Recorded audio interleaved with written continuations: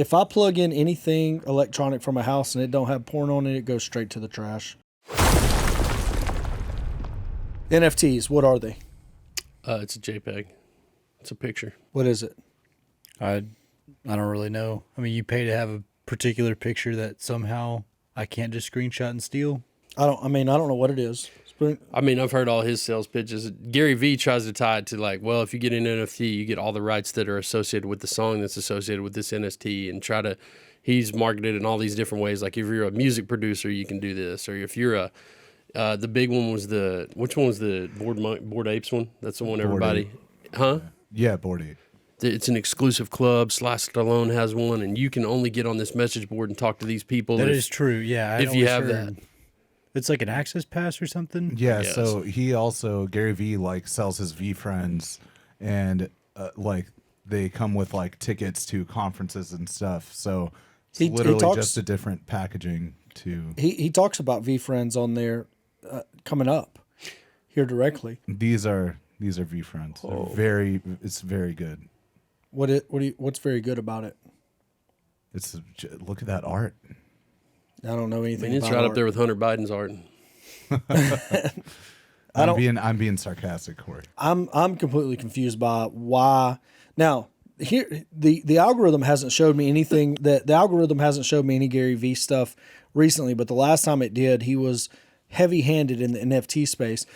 One of the things I learned during the FTX research that I was doing, because I got this podcast interview coming up with this lady, was that one of the ways they were getting money off the exchange was they could mint an NFT on the exchange, sell the NFT on fucking FTX somehow, and somebody could funnel the money to the person who rightfully owned it. So they were essentially... money laundering. Yeah, there was a lot of crimes taking place on there as people tried to get their money off, but they could use NFTs to get their money off, essentially.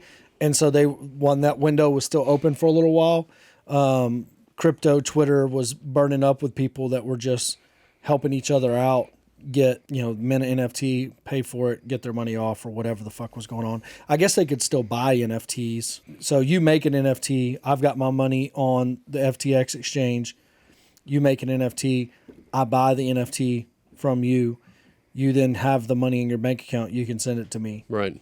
So I could still use my money that I had on the exchange to buy NFT for a little while, and they were doing that in masses before they shut the loophole down.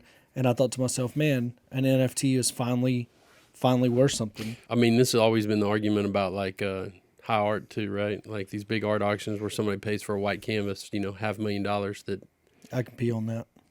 You can, but it's a good way to take something that's essentially worthless and make it worth a lot of money, so you can launder money. I don't know anything about that. I'm simply talking about one of the back doors that people could get their money off of FTX was they could mint they could still buy NFTs, and so somebody would mint an NFT. Braxton would mint an NFT. I would pay for it with the money that's on my exchange. Braxton would then give me back my money. That's all that was happening. But yeah, that guy took like 90%, so he gave back, or something crazy. I don't remember. That was a different dude that was committing a crime when he was doing it by giving out Bahamas. What was the percent? Do you remember? It was 90%, but there was a Bahamas guy that was, because apparently FTX Bahamas didn't get shut down, so you could still withdraw your cash if you had a Bahamas address.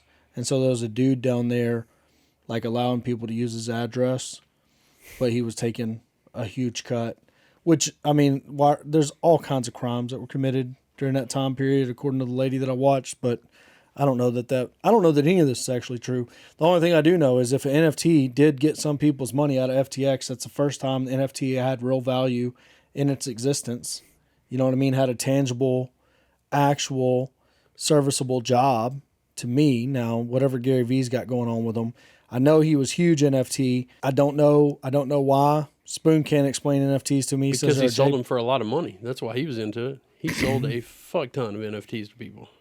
Yeah, but he believes in the technology. I guess let the video play some more. Let's see if we can get Spoon on board with why GaryVee believes in NFTs. The second part. Right. Because you had a buddy who bought a fucking NFT that had a snail with like a cigar up its ass, and he's like, I bought this for $80. It's now worth 44,000. And like everyone's like, what the fuck? Isn't that a statement of our economy? Yes. That a snail with a cigar up his ass. That's right. Would sell for like, imagine telling getting a guy out of the mines and the coal mines in Pennsylvania and showing him. Yes. It does, because I was in subprime mortgages. And there are people that have negative thoughts about them. Yes. I think they were beautiful instruments. But a lot of people have negative things, say negative things about them. At some point in this interview, GaryVee says that the technology is what is valuable. Same shit with blockchain. If that's the case, though, why would that guy sell them for 44,000, not just take another NFT? I don't know. I don't know anything about it. Going to the moon. Good point. Like, I mean, it's just, that's how I look at that. It's like, okay, I believe in this so much that I paid $80. It's worth 44,000. Because I believe in it now, I don't want cash. I don't want 44 grand. I want another NFT. I'm going to ride this thing because I believe in this. If that's what's real life, but it's like, they don't believe it enough to say, no, I'm going to pass on the cash. Give me another picture. And then they can use this, 99% of them are going to fail anyway, cover when they don't believe in it.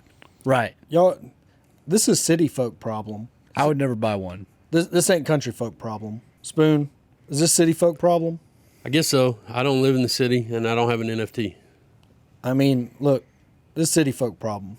I ain't never going to have an NFT problem in my life because I ain't never going to own one. If I sell one, it's because we found them in the house. Found the wallet. USB. Spoon. I'm never, ever, ever, ever, ever. If I plug in anything electronic from a house and it don't have porn on it, it goes straight to the trash. I ain't taking a goddamn JPEG of a fucking snail with a cigar up its ass. You know, that's a whole different thing. I wonder how many millions of dollars in actual like Bitcoin or whatever on thumb drives have just been tossed in the trash out of houses from guys like us that just buy it and throw everything in a house away.